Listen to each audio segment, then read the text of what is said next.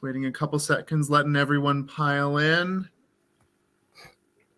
All right, I'm seeing some folks already commenting. Welcome, welcome, welcome, everybody. My name is Matthew, and I'm a bookseller, a book buyer, and an events operator here at Majors & Quinn in Uptown Minneapolis, Minnesota. We are an independent bookseller who sells both new and used books. And we really cannot do what we do here in Uptown, I mean, especially here in Uptown, without y'all's presence and participation in our community, both in purchasing books and just being part of our events, showing up to things, browsing the store, spreading the word about what we do, and allowing us to do what we do. So from the bottom of everyone's heart here at the store, and I'm sure on behalf of our two speakers as well, thank you for being here. Very special welcome to this. If this is anybody's first time at one of our events, you're in for a fun night. So this evening, I am very pleased to welcome our guest speakers, author Bill Meissner and Shannon Olson as well in conversation. So if you are interested in getting a copy of Bill's book, I will be putting a link to that to our website in the comments shortly once I get through the introduction portion and once they get going. So be looking for that if you want more information about the book. Speaking of like the comment section, I can see a number of you have already started using it. Thank you for that. Keep it going. We love questions and comments. We will be taking questions in the end. I will be reading them out from the comment section to our two speakers. So if anything should pop into your head that you want answered, or you just want to say to the authors about whatever they have to say, go ahead and put that there and we will eventually get to it. Write them as they come and we will come back. Without further ado, I will introduce our two speakers. Minnesota writer and teacher Bill Meissner is the author of 11 books, including 4 books of short stories and 5 books of poems. His first novel, Spirits in the Grass, was awarded the Midwest Book Award. He has won numerous awards for his writing, including the NEA Creative Writing Fellowship, Minnesota State Arts Board Fellowship, a Loft McKnight Fellowship for Poetry, and a Loft McKnight Award for Distinction in Fiction. For over a decade, Meissner taught a university course based on the culture, literature, and music of the late 1960s. Bill's interests include rock music, photography, baseball, pulp fiction magazines, American culture, vintage typewriters, and travel, especially to tropical beach locations such as Mexico, Costa Rica, Puerto Rico, and the U.S. Virgin Islands. He lives in Minnesota with his wife, Chris. And secondly, Shannon Olson is the author of the best-selling novels Welcome to My Planet, Where English is Sometimes Spoken, and Children of God Go Bowling from Viking and Penguin, respectively. She has written nonfiction for The Guardian, InStyle, Good Housekeeping, and Minnesota Monthly magazine. She has taught creative writing at the Colorado College, the University of Minnesota, and the Iowa Summer Writing Festival, and is currently professor of English and director of creative writing at St. Cloud State University, where she teaches fiction and nonfiction writing. Everyone, please Everyone, please join me in welcoming our speakers this evening, Bill and Shannon. Hey, thank you, Matthew. That was awesome. Hey, Shannon, how are you doing? I'm doing well. How are you? Are you on the beach? Or are you in? You look very virtual, though. I'm in the bathroom right now. No, I'm in a sort of a study. We're not on the beach. I wish. So I wanted to start off with a little comedy. And sometimes students ask if I have any good luck charms when I write, or if I have any kind of odd rituals or things. And I said, well, yes, I certainly do. I have a couple. And because this is a late 60s novel, sometimes I pull out some vintage shirts that I have and I wear them while I write. Oh, good idea. Yeah. So here's one wild one. Ooh, beautiful. New pattern. What Shannon, is on you can that? get this pattern probably at Kohl's or somewhere if you wish. Okay. Okay. And then another one, this one's called the animal shirt. So you can see the design on What is on there? All very complex animals of all kinds. So it also has a collar that's probably like 15 inches long. Oh yeah, like with the giant With lapel. the Like giant the, collar. like the one I have on now. So those are my couple of my inspirational things. Couple other things I do too. If occasionally I'll just kind of put on some 60s garb, since this is kind of a late 60s hippie era book. Yeah. And I'll come to dinner with my wife, and I might just wear these and sit down for food. Baby piece. And then one time, actually, for breakfast, I decided to dress up in the whole garb. So I came down to breakfast like this. If you can see that one. Oh my goodness. Okay, down to the pants. So that's really me. So Scary. anyway, Chris looked up. Out of poor Chris. Chris was at the table already, and she looked up at me and said, "Bill, do you want Cheerios or shredded wheat?" She knows you too well. A little bit. I think is there shredded wheat in this book? I think shredded wheat actually shows up in this book. It could. Yeah, it's one of my favorite foods. Yeah. Yeah.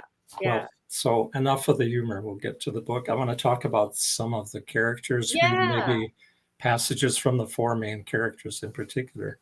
I would love that. And I think it would be great if the audience could hear you talk about them and read a little bit from each, a scene that they appear in. And, it strikes, I love that you have these kind of props to get you in the zone, right? Because I feel like, this novel is set in the late 60s. The Vietnam War is at the center of the novel, and the main characters in this novel are in conflict with each other. I think about what it means, what duty is, what responsibility is, what it means to be a good citizen. And they don't necessarily agree with each other. But what I thought was really interesting and moving in this book, and one of the things I just love so much, I'm a longtime fan of your writing. Well, thank you. Writing is just beautiful. The images are beautiful. The details around the characters, I think, are what gives the characters so much depth. And so that even if you don't necessarily agree with one character, I can understand where they're coming from. And I felt really invested in every character in this book. So that's awesome. Yeah. And I'm hoping people can identify with at least some aspect of each of the four main characters. So. I did, even with Carl. Yeah, even with Carl, who's the antagonist, basically, but he has his reasons and his beliefs and his motives for doing things. So yeah, good point about that. We can talk about Carl. What are you going to start us out with? I think at the heart is it safe to say this is kind of a little bit of a coming of age novel? There's more going on than that, but yeah, it's fair to say that. I think of it as a family drama too.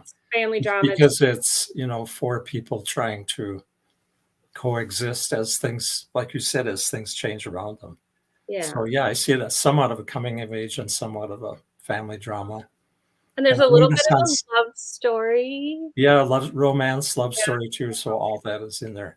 Well, speaking of love story, I'll read this little passage of Phil and Mariah, my two main younger characters. And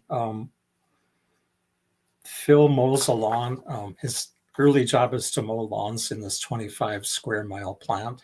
So it's endless mowing, 8 hours of pushing a lawnmower. So a brief scene, and then he flashes back to a scene with Mariah in their early relationship. That afternoon, Phil mowed mindlessly for hours.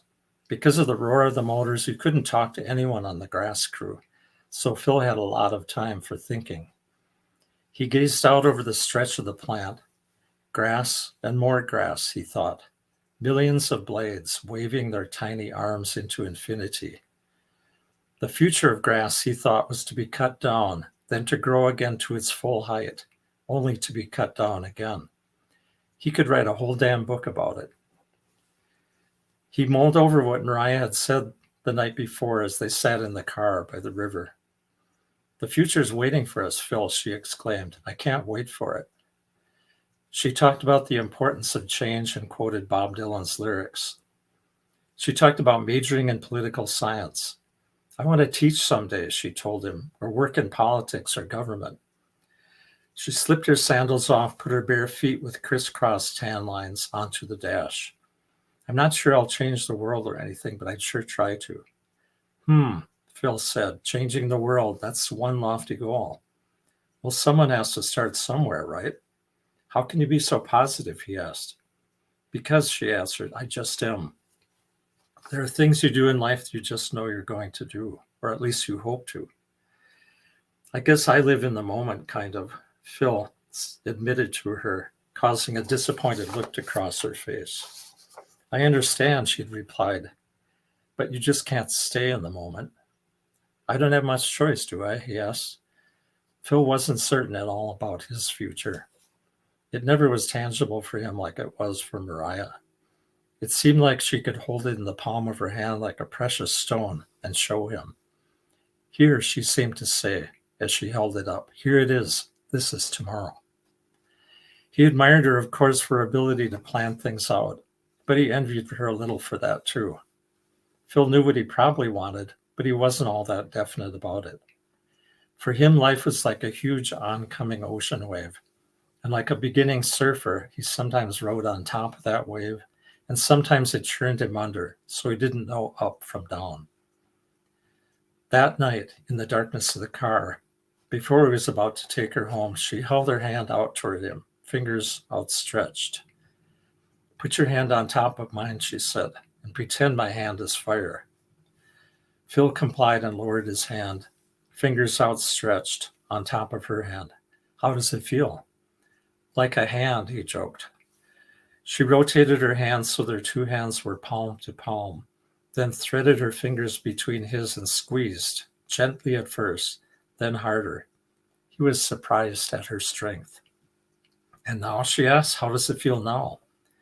Like a hand, he said again, and for a few seconds it felt like someone was holding a lit candle beneath his palm, and he added, and like fire. Thank you. Yeah, sure. Like fire. I also feel like Mariah is kind of the big wave that like washes in and kind of disrupts his quiet, peaceable existence. Yeah, well, she is the wave, and also the town is such a conservative place, and Yeah. Phil just sort of accepts that, the complacency. And when she moves in as an outsider, she notices it all and kind of, enlightens him about the complacency, the place, the war plant, things he hadn't thought much about. Right, because he's lived all his life in this small town, and Mariah comes from Madison. Madison, yeah. Right, Big university town, yeah. Yeah, where all the big ideas are happening. And And they had a swimming pool there. She's on the swim team. Beautiful high school with a swimming pool. No swimming pool in Bluff Lake High. No, in fact, Pretty basic. are you going to read a little scene about water is important in this book, I think, right? Yeah, I agree. I have a scene out at the lake. All the characters in the book are fictional, the ones we're talking about, but I did use my hometown setting very specifically. Like Devil's Lake is outside. It's a town called Baraboo, Wisconsin. I don't know if have you ever heard of that, Shannon? I have. Yes, I have been in. Okay, and it's the home of the Ringling Brothers. They were born there, so we're I did not know that. crazy circus town. Yeah, yeah. And it's an unusual town. About 8,000 or 10,000 people. And one summer, I noticed that they put a banner over the main street of the town as strangers would enter, and it said "Welcome to." And the town is spelled Baraboo. Sort of don't know where it comes from, but it said "Welcome to," and it had a picture of a bear, then a dash, then the letter A, dash, and then a picture of a ghost. So get it, bear. Very witty place. Anyway, very witty. So that's where I grew up. That's what influenced me, for better or worse. But I'll read this scene about there's a glacial lake outside of town, which is in my book very similar to Devil's Lake in Wisconsin. It's surrounded by huge 500-foot bluffs, quartzite bluffs. And you're right, water is important to the book. So Phil is a non-swimmer, and I'll read a 3-minute section of this. Mariah is trying to teach him the back float, and he definitely has a fear of water and isn't sure about it at all. So that night at the lake, standing on a rock slab in 4 feet of water, Mariah instructed Phil to lie on his back. When he did, she slid her arms beneath him. I'm guessing you never took swimming lessons as a kid, Mariah said, sensing his nervousness. No such luck, Phil replied. What about your parents? They didn't teach you? Nope, neither can swim. They're both afraid of the water, like me. Okay, just try it, she coached, the way I showed you. And if I sink, he joked, will you write my obituary? Come on, Phil, she encouraged, saying, if you learn the back float, swimming will be a breeze. Confidence, that's all you need. Whatever you say, he replied. Think of yourself as something in flight, she coaxed. The lake water is like thick air. Be aerodynamic, arch your body, but relax. Then her voice became softer, her words almost hypnotic. Let the lake carry you, she continued. Let it inspire you. Try to become one with the water. Yeah, Phil quipped, when I drown, I'll definitely be one with it. Shut up, she said playfully. Phil looked at her face that was so close to his, her intent but caring expression. Beyond her, the moon tossed down its layer of soft, massaging light.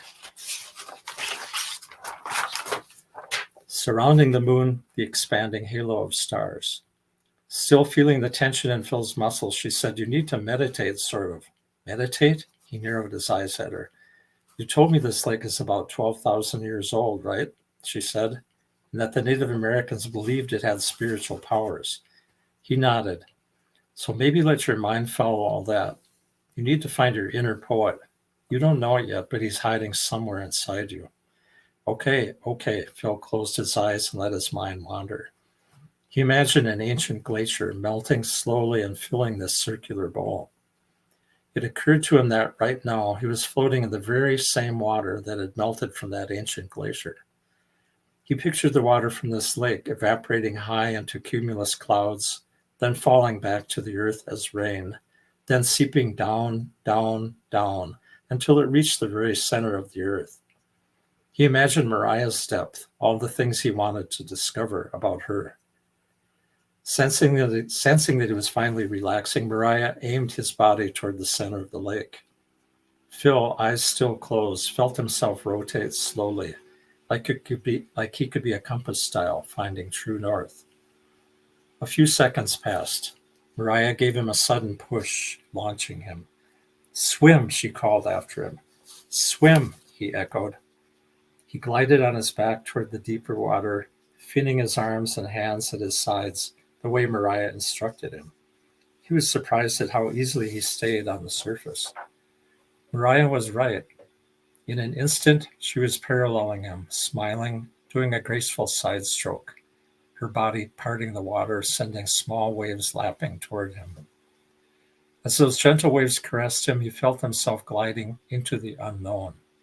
And he didn't fear it because all those things, the net of starlight, the luminous moon, the deep heart of the lake, and especially her soft but strong hands, were buoying him up. Oh, that's lovely. Thank you. Well, thank you. Can you say anything about maybe the differences in their upbringing in Mariah and Phil? Say a little bit more about that. I'm struck by the trust he puts in her, and like this is like a moment of independence for him. Mm-hmm. Yeah, and I think in the book it's something he needs. He's like it said in that one scene, he's not so sure about the future.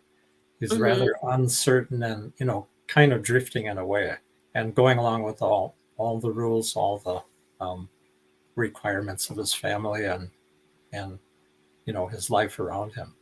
So when she brings it in, she's kind of a spark that changes him, makes him think more about what's beyond this little town.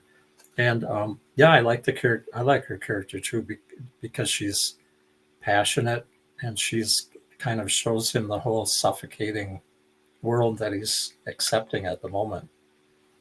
Yes, I she's love more her of an passion, her idealist. quest for peace and all that with as the book goes along.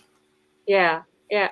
Well, I was just saying, sorry, I was Oh, talking over you and I go ahead. didn't mean to. But she's more of an idealist, and I think like Phil has had to maybe I mean he's not quite sure who he is yet, maybe. Hmm.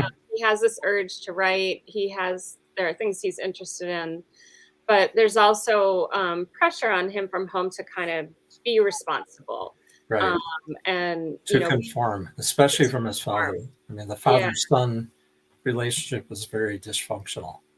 So, Well, it also feels maybe a little, typical or maybe not typical, but not, I mean, I feel like I recognize things and I think a lot of people, can recognize, father-son relationships or, like parent-child relationships where like mhm, they're each a product of their own generation, maybe. mhm, I'm thinking of, like when, and I think you're going to read a little about Phil and Carl as the dad, and Carl, he served in World War II, and he has a different idea about what it means to be an upstanding member of the community, mhm, and to, I guess maybe because they're products of their generation, he has maybe different ideas about what it means to be a man, and he makes his bologna sandwich. I was rereading the section about his bologna sandwich, and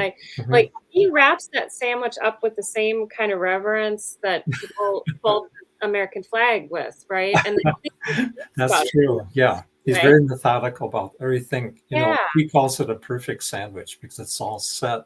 yeah. No air can get in. It's all ready for noon Everything's when he can open it up and, tight. kind of a ceremony of sandwich.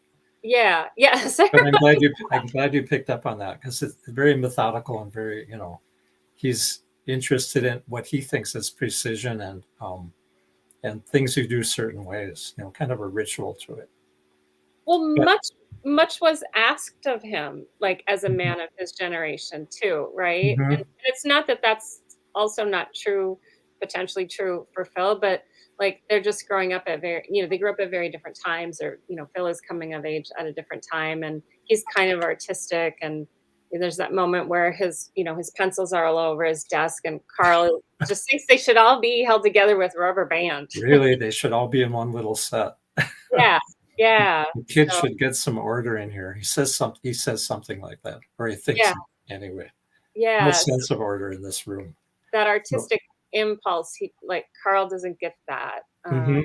Yeah, there is a generation gap for sure. Mhm. Well, how about if I read? I've got a passage where there's a major conflict between Carl and Phil, Yeah, and it's more of a subtle conflict, but there's I'll no read it. shortage of those. Yeah, it's not major because Phil doesn't get to say much. Right. And they're both out at the plant, and Carl is a safety supervisor, so he's kind of a big wig in this production plant. At the So he gets to give ammunition safety plant. talks in the morning and tell the rest of the everyday workers what to do or what the latest information about the latest safety. So I'll read And the this. plant is making ammunition that is going over to Vietnam, right? I don't know if we see. Yes, it's yeah, good point. I'm glad Mhm. you meant. Yeah, it's the plant makes gunpowder that's sent over for use by troops in Vietnam. So Mhm. it's directly used by for the gunpowder for rifles and other things. Yeah, I think missiles, rifles, etc. So Well, yeah, that's and the purpose of it. Though Phil is nowhere near that. no, but he's a senior in high school, and his friends are starting to be called Hmm. up. Hmm. So, Yeah, and that's yeah, an important tension in the story too. yeah. So anyway, here's the safety meeting, and the day before, Phil was mowing. A guy was mowing too close to him and hit a rock, which hit Phil in the eyeglasses, his safety glasses, which everybody's required to wear. So that's the background for this one. It's about a 5-minute section, and you'll get Carl's tone and voice here too. Okay, fellas. Carl Kehoe surveyed the room as he called the meeting to order in the Riggers building at 7:30 a.m. sharp. Listen up. The group of almost 50 recently hired workers sat on folding chairs in front of him. Standing in his white shirt, navy blue tie, and blue sport coat, Carl waited for the chatter to die down. "I'm Carl Kehoe, your security supervisor," he began, "and today's talk is about your safety glasses." He held up a pair of black frame glasses. "Now, some of you grumble about wearing these. I've heard my share of complaints. Some of you say they're a nuisance, that they just get in the way, that they steam up in the afternoon heat. Some fellows keep them in the pocket of their coveralls and don't wear them at all." His voice, a low baritone, was informative and practical, but still with an authoritative edge to it, just the way he wanted to project himself. "Well, I've got something for you to think about." Carl nodded at Phil, who was sitting in the middle of the group, and commanded, "Okay, Phil, stand up." Phil complied, rising slowly from his chair. "This fellow," Carl said, pointing to his son. Phil noticed his best friend Tommy's shoulders shaking as he tried to hold back a laugh. Phil felt stupid standing there as the heads turned toward him. Not knowing what to do with his hands, he self-consciously stuffed one into his pocket and scratched the side of his head with the other. Carl continued, "This fellow was on a mowing detail yesterday, abiding by all the rules." Carl held a second pair of glasses in the air with white cracks spidering out from the center of one lens. "You see these? These glasses were hit by a flying projectile, a small rock to be exact. But," he added, "small as it was, that rock, tossed by a lawnmower's blade, struck the glasses at a terrific rate of speed." He paused for dramatic effect and nodded.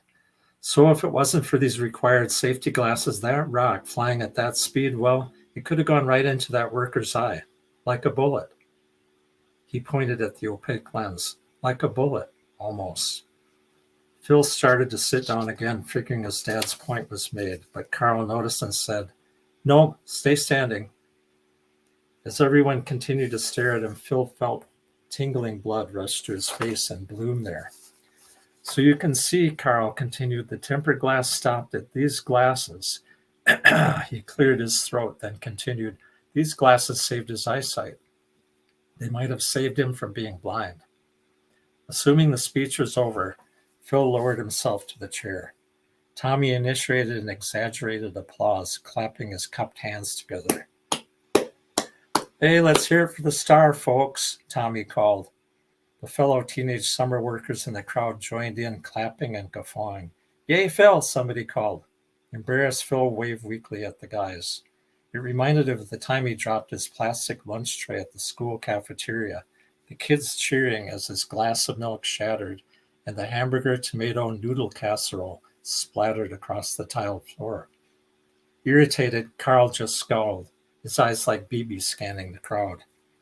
He arched his back, waiting for the raucousness to die down, then strode over to Phil.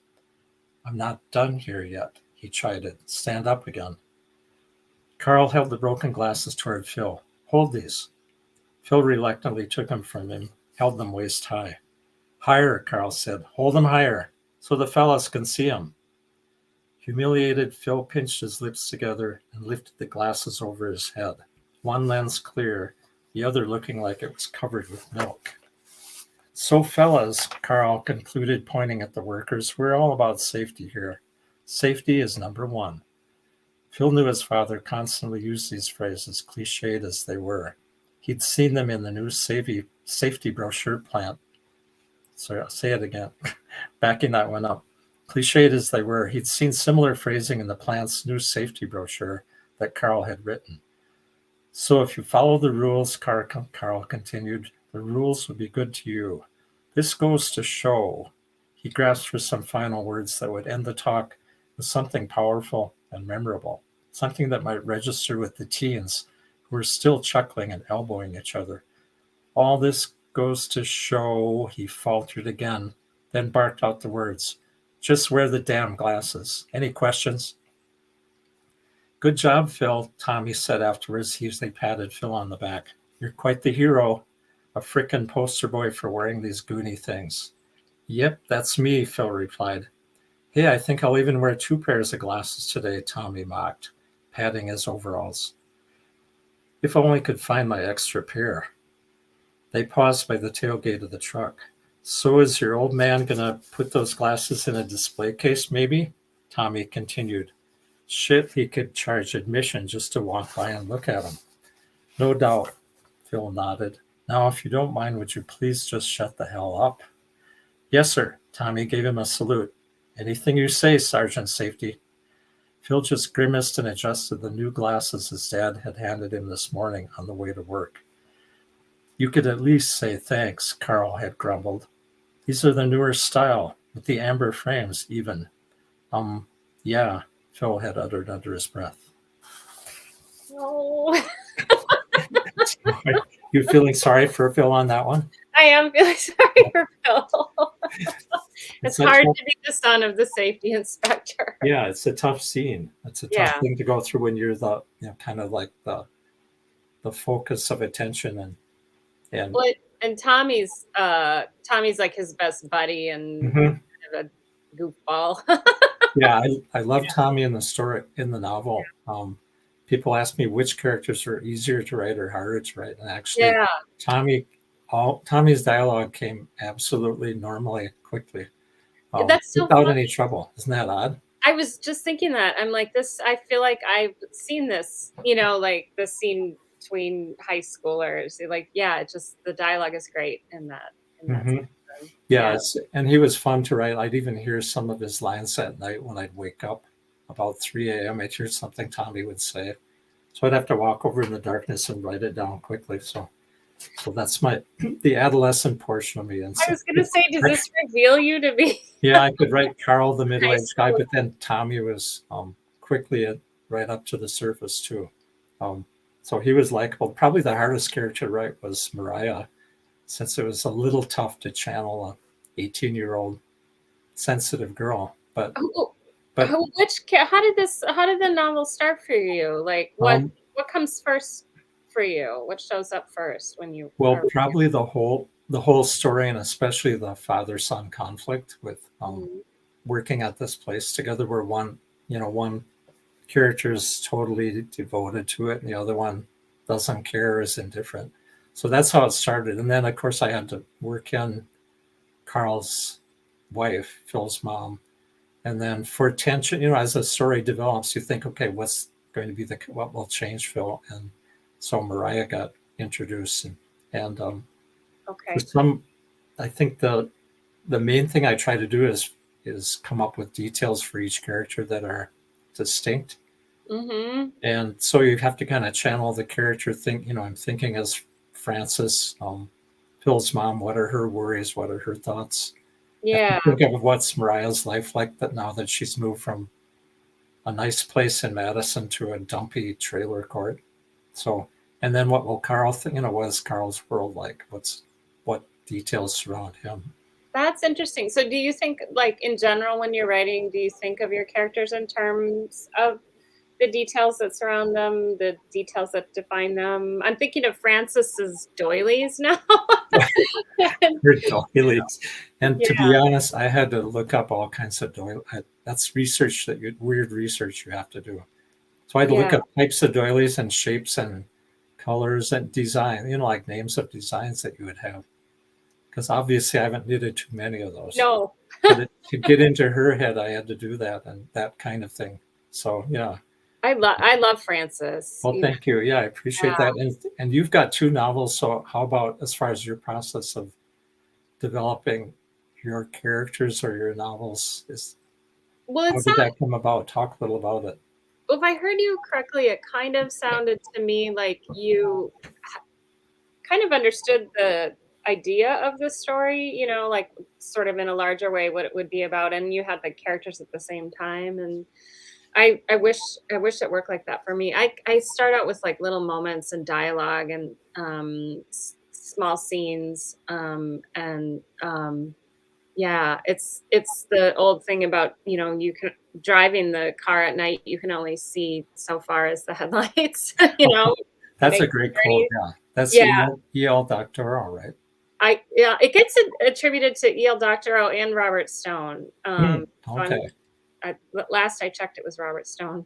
Mhm. But yeah, so I never really know where I'm going, but I start out with things, maybe just things that are on my mind, things that are bugging me. And it obviously takes me a long time to write a book. Mhm. Well, So, it takes us all a long time to write a book. yeah. Doesn't just pop out. And aren't some of your characters? I know you once equated it with writing a character to like a bird's nest that has a little piece from here, a piece from there, a thread of Well, detail from that's one place. yeah, that's true, but I was actually quoting Joyce Carol Oates, and I wouldn't pretend to Oh, put that's okay. myself in the same I'd, company. I'd rather attribute it to you, but I no, I heard her say that. I hate to say that I was watching Oprah. I heard her say that on Oprah. oh, She was asked about the autobiographical content of her work, and she said, "Well, I think of putting fiction together as, sort of like building a bird's nest. You might take something from a memory or something you saw the other day or a conversation you overheard. It all sort of weaves together to make this little." yeah, it's a great metaphor for it. Yeah. Yeah, Well, yeah. people get a chance to look at Shannon's wonderful novels. So, Oh, thank you. welcome to my planet where English is sometimes spoken. And then Children of God Go Bowling. Beautiful names for novel. Well, Yeah, thank I you. like the titles. Gets you right into it. The other thing I said that we both taught at St. Cloud State. So one thing I tell students, and I think you have to believe this as a writer, you have to write what you love and love what you write. And once you develop a character, you have to get invested in them so that they flesh out and you can give them all the detail. And like you said, in hopefully in this book, the characters are identifiable or they're empathetic, even if you don't like them, you understand where they're coming from. Well, I think that's what makes them real, right? Mhm. The characters in your book are complicated, and I think that's why I feel particularly drawn to Frances, because she's like, Phil is by definition maybe coming of age because he's turning 18 and he's going out into the world, but like Frances is kind of starting to come into her own in this book, Mhm. and she's kind of cheesed. But I think like she's a peacemaker at heart, right? But Mhm. she's starting to develop an awareness. And I don't know, do we have time for you to read any bit of Francis at Oh all? yeah, Yeah. sure. I Okay. think we've still got time. I just So really yeah, we've got a few like more her. minutes too. I have I'll read that piece, one of her key moments. I wanted to say too before I get too far and before we run out of time, I have people to thank for the publication of this book. So I'm thrilled to have it finally published. I worked on it for quite a few years, off and on between other books. So thanks to the friends, family, former students who are out there. I know you're out there somewhere. Say I hi. saw them in the comment room. There's And lots of some are, and they're scattered all over the country. Some of them are. So my son Nate is somewhere in Kentucky, and Felicia F., my agent in California. I worked on the book a lot with her, back and forth about characters and things. Kim Verhines was my editor at the press. And then a shout out to 3 international viewers. So Maria Jose is in Costa Rica, I think, probably on a beach. Biao Sim is in Malaysia, where I think it's morning by now. I'm not sure. And Anita Doolin is in Ireland. So I hope she has a Guinness or something. It's about 12 o'clock, 1 o'clock there. Just thought I'd mention that. And then most of all to Chris, who believed in this book for over the period of time with the different revisions and 90 titles and a big box of drafts and all that kind of thing. So Are thank you you. what were some of the titles that got, can I ask? Oh, the titles. I can't say that and not Yes, tell us what some sure. of Hang on a second. the floor. I have them here somewhere. Okay, here. Oh, some of the bad title had about 90, and I tried to tie in the word fire. So a few that this was called The Fire and the Smoke, Fire in the Heart. Another one, Hearts of Fire. So, What's the worst what title? about the fire beneath the flame? But none of that quite got in anything. I mean, they all sound like bad romance novels. So I had to ditch most of Hearts those. of Fire. So anyway, a great thank you to Chris, but I could just yell, she's in the next room. So thank you, Chris. She's right over there watching on another computer. Yay. So I'll read a Francis piece, and then if we want to go to questions, Yeah. we can hop to that. I think I do have some questions. I think some of the audience also has similar Yeah. questions. So. Well, should I read this Francis chapter first? Yeah. Okay. It's about 3 minutes. So, Okay. so Francis, as you said, she's the peacemaker of the group, of the family, and I'm kind of caught in the constriction of the 60s housewife, which she wants to break out of. So I'll give you 2 pages of Francis in a key moment. Francis couldn't stop thinking about the morning news where an image of a wounded GI in Vietnam appeared on the screen. A red flower seeped through the white bandage tied around his forehead. The footage shifted to body bags being unloaded at an airport. Those black plastic cocoons with name tags held someone's son, she knew. Someone's son. She could almost hear the bags hiss as the soldiers slid them down the ramps from the cargo planes. She could almost hear the sound of those long zippers on the bags. Those disturbing images were followed by an upbeat commercial for Palmolive soap with a smiling, giddy woman washing her hands. How long can I keep silent about things, Francis wondered. How long before all these thoughts make me crumble from the inside out? That evening, with Carl reading in the den and Phil in the other room, Francis sat on the couch watching the Ed Sullivan Show. Ed introduced a magician in a black cape. His female assistant, wearing a pink sequined outfit, laid down in a rectangular box on a table at center stage. The magician lifted a large gleaming metal saw above his head and then began sawing the woman in half. The saw cut all the way through the box, and then, with a flourish, the magician rolled the 2 halves of the table away from each other. The woman's head turned toward the audience and beamed as her feet, 10 yards away, wriggled from the other half of the box. The audience gasped, and Frances felt herself gasp too. As her fingertips touched her stomach, she felt an empathetic, searing pain, and she pictured her midsection sliced perfectly in half, as if you'd cut a melon. Later, she couldn't sleep. It was already past 2 a.m., and she couldn't stop thinking about that magician's assistant. She sat up suddenly in bed.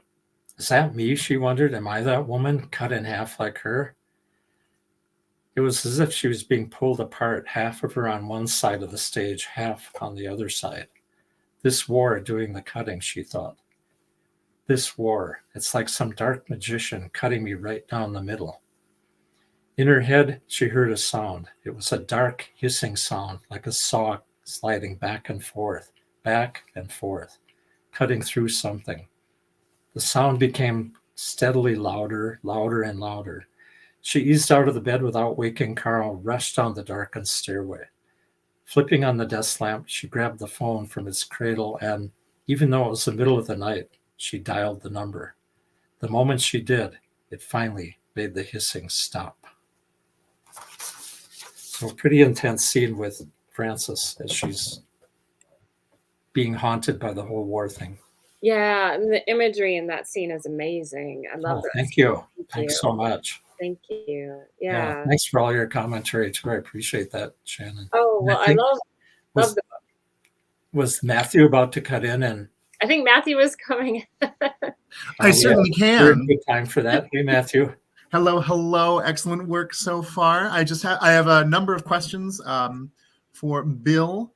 So if you don't mind, I'll just hop in with that. Sure. Great.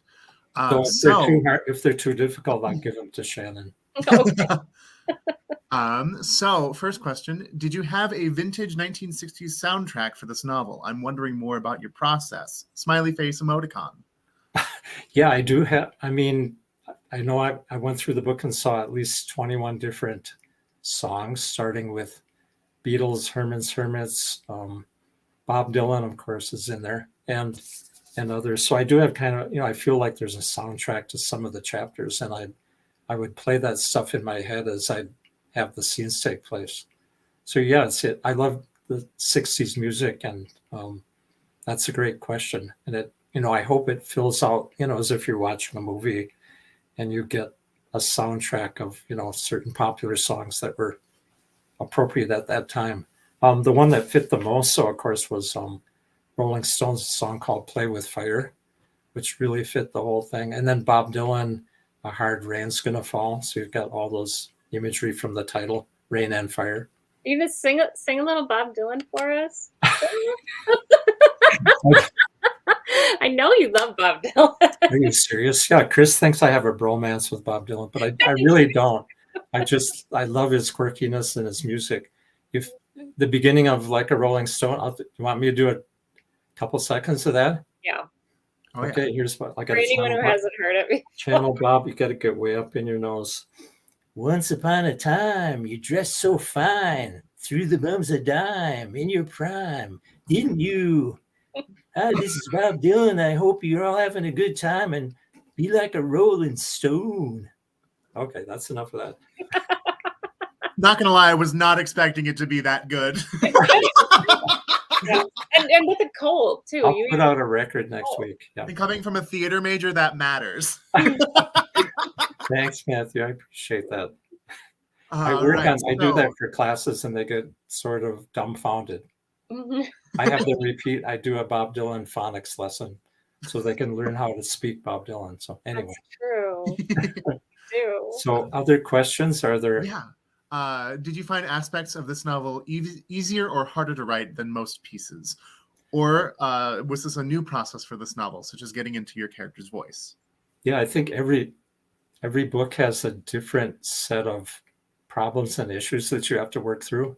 So this was the hardest thing I've written in terms of putting it away, bringing it back out, putting it away again. Like I mentioned to Shannon, about 90 titles and quite a few drafts too.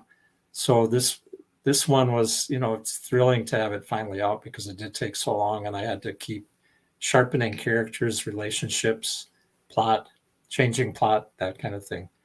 So I don't know if that answers it. Different books have different process for sure. And then short stories, you kind of begin and end right there in 5 or 10 pages. Whereas in this one, I had to keep the conflict building toward a, final point. And what happens to Phil and Mariah, what happens with Carl and Francis, all those intertwining questions and to make it work. So not easy, right, Shannon? Is that what you think about yours? No, not easy. I'm really interested in like walking away from it for a while and coming back to it and what that did for you. I could see it more clearly, or if something was I had to cut a lot of Phil's general musings about life and, reality and all that. Because for a while it just started as little pools of thought. The chapter would be a series of thoughts, images, then it would end. Then another chapter would start. So that's the kind of thing I had to work through, make it more process-oriented where things were happening, not just thoughts that began and ended. In other words, pulling the reader forward with some kind of tension or the thought. Yeah. So the first versions were just a lot of thinking. So I was trying to get into his character. And from there, it went way beyond that, obviously. But great question, yeah. Yeah, interesting. Next, what elements of poetry do you find translate best to prose and fiction writing? It's probably the details that translate. That a really good character poem is almost like a good chapter that develops a character, at least for me. If you have, and not everybody writes character poems, but I do at times where it's kind of portrayal of a type of person. And Shannon, how about you? I don't write any poems, and the world is grateful for it. But it's very different because obviously a poem is like a momentary observation, whereas in fiction you're developing character, plot. They go somewhere. There's dialogue, things happen. Yeah, so two different modes, but the details is what makes it for me for either style that you're writing. Is it fair to say that this novel has maybe a lot more dialogue than some of your other work? Can I ask maybe you? And I used to be a dialogue avoider. I would write Yeah, like 90 pages and not have any dialogue at all. that's what I think that's what was going on when I first met you. Yeah, just a summary of what people said. It was Yeah. third person, like he talked to him about this and he answered about that, but there was actually no dialogue itself. Um, so in this one, I actually got to a point where if it was an argument between two characters, I would write 10 pages of dialogue straight, no description at all. So that's how I kind of broke through from not knowing what to say to saying enough. And then, of course, those 10 pages got cut back to maybe 1 or 2 pages of intense dialogue. Right. And I found that worked. Make it, put your characters in an argument with each other, back and forth kind of thing. And then you can cut back. And then cut back to the best, most revealing details about what they say.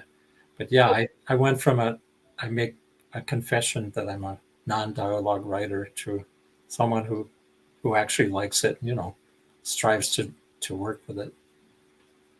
Well, and the original question about maybe how being a poet influences your fiction. I mean, it's like it's in the details in your scenes and the images that resonate on so many levels. I mean, just what Frances is watching on TV, this woman being cut in half, that's Frances, right? So it just, I always appreciate that so much in your work.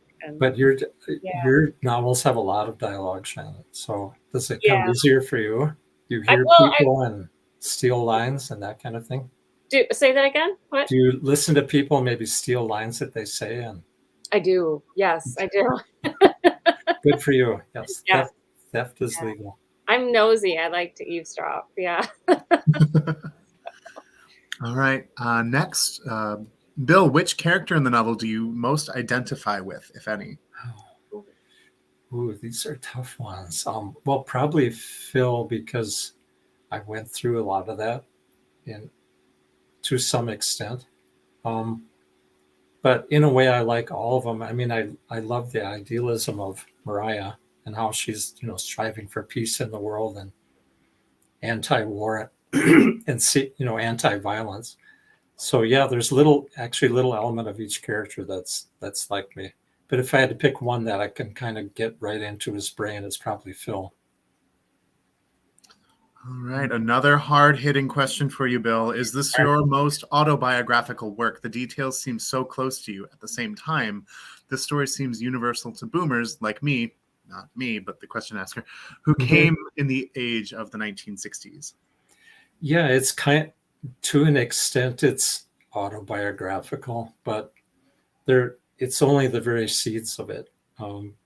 Because none of these things happened to me in particular, except I did work, the very basis of it. I did work on a grass crew once where we had to mow all day long with a group of college guys. So, but then you kind of extrapolate from there and have more things happen and more things happen. So yeah, it's every good story for me has some element of autobiography, but then I try to spin it off to other areas. Otherwise, if it was just me, it'd be too dull. You need to invent things happening, create drama, have it progress, have characters in conflict and all that. So I hope that answers that. But another great question, yeah. Can I ask a follow-up? Shannon, go ahead. How about your autobiography? I know you're your own character in some books. I am. Well, yeah, but that doesn't mean similarly that everything in the book actually happened.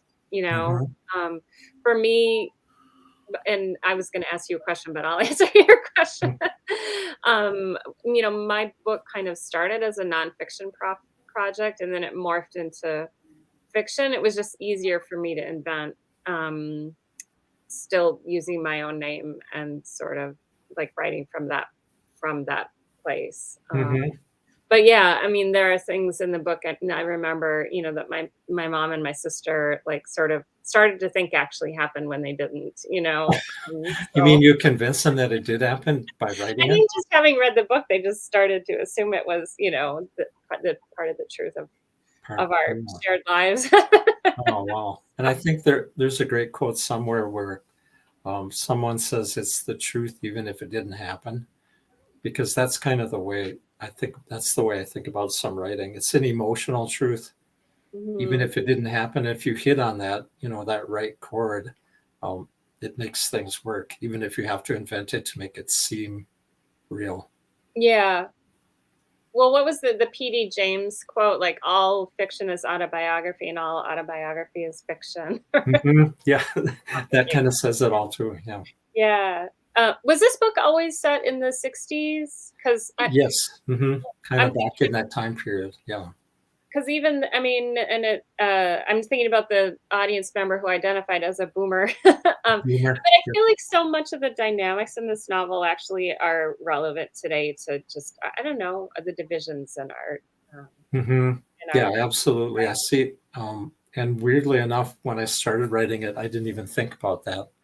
But the final drafts, the last couple of years, I saw how it really parallels the kind of divisiveness that we see in society and kind of the factions that are against each other. So it Yeah. definitely parallels that, though I had no intention of doing that. I just started it with, as a neutral portrayal of that time, not necessarily this time. But that gives it maybe an extra dimension. But it's an unhappy dimension, I think, Right. that our country's being pulled apart like that and trying to heal, same way as during the Vietnam years. Are there more, Matthew? Or Yes, there are. There are a few more. Oh, okay. Do we have time? Yeah, we got a couple minutes yet. Okay. From schooling and studying to raising a family to teaching and now in retirement, how do you stoke the flames to keep the fire burning for all these years? Stoke the flame. Wow. That's a great question. Sounds like a writer himself or herself for sure. Just that actual question, don't you think, Shannon? I can see it as one of our former students. Yes. Yeah. The flame never dies. If the flame dies, I'm dead. So, that's the way I feel about it. I mean, I love characters, people, life, living, so I just keep working toward writing that would express all, different experiences, even past experiences. They never go away. They're always kind of a rich detail you can get back to. So do you have a writing habit? Do you have a usually morning habit with coffee and dark chocolate. So, but it's a little more scattered. It sometimes depends on, if I had a great night's sleep and feel really good, I'll write more that day than another day. But I don't have any real absolute routines like 8 a.m. to something. So it comes with inspiration, and I've got more time to do that, to be, without teaching at this point. Gotcha. So Matthew, I would say that this question in particular did come from a writer. How did you find your literary agent?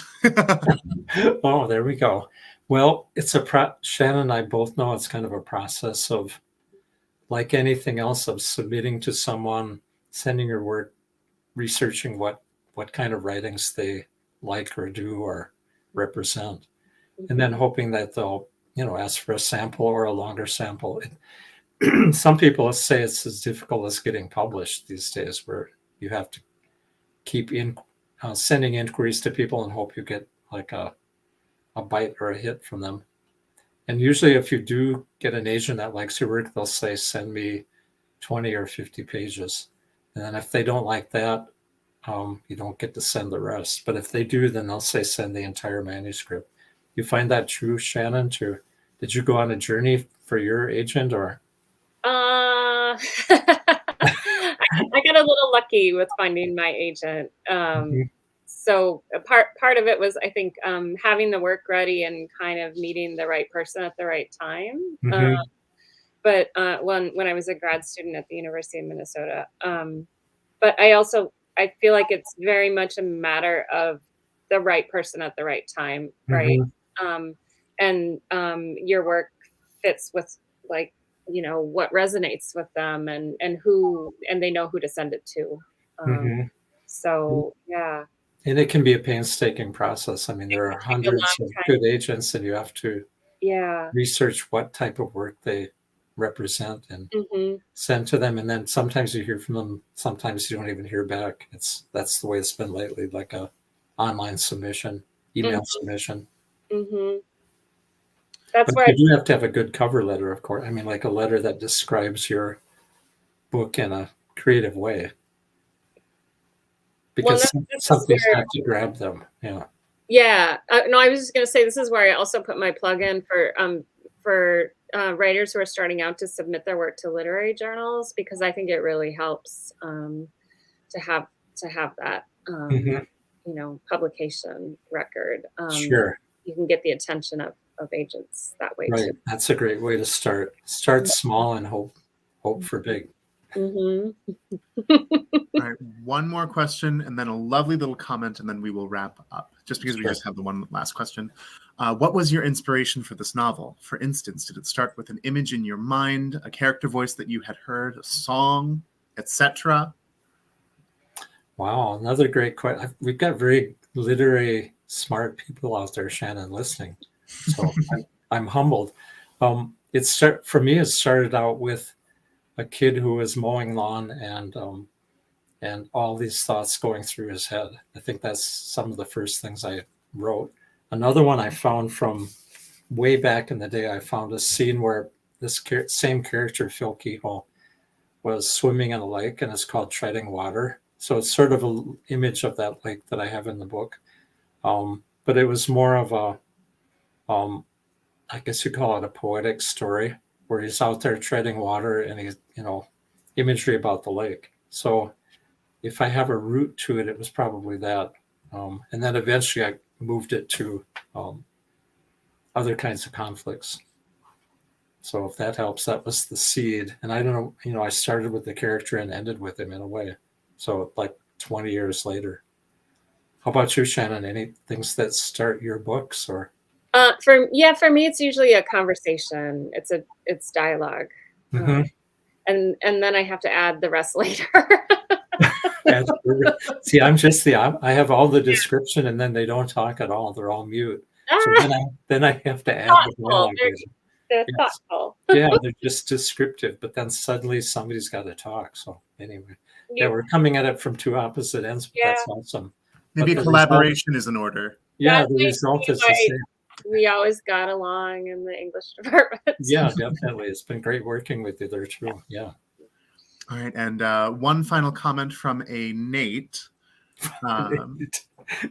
I can remember you working on this book in the late 1980s and nearly giving up on its publication. It's so inspiring to see it in print. What a win. Ooh, wow. That's awesome. I know who that's from. So All right, is there any parting comments from the two of you? a close relative, but I do. Yeah, that's my son. So he remembers me hacking away at it, probably even on a typewriter. So yeah, it's been an awesome feeling of accomplishment to finally finish it and to get it out there in the world. So thank you. Shannon, anything else? No, I just thank you both, and thanks for letting me be part of Oh yeah. helping you introduce it to. Yeah, I think Yeah, we should take it on the road. I think I'll have conversation with you anytime that we can head out for a panel discussion or whatever. But And I I'll want take to pair tickets. those glasses. You're what? I want a pair of those giant glasses you had on earlier. Oh, okay. You want the good ones? All right. Good ones. I'll work on these. You mean? Yes, those. Those. Okay. I'll work on that. I think I have more pairs in the attic. All right. All righty. Well, thank you both so much for joining us this evening. And for anyone watching out there, thank you very, very, very much for joining us. Again, we are Majors and Quinn Booksellers out of Minneapolis, Minnesota, an independent book retailer. And yeah, we can't do what we do without you. So thank you for being with us. And thank you too again. Have a great evening, everyone. Thank you all.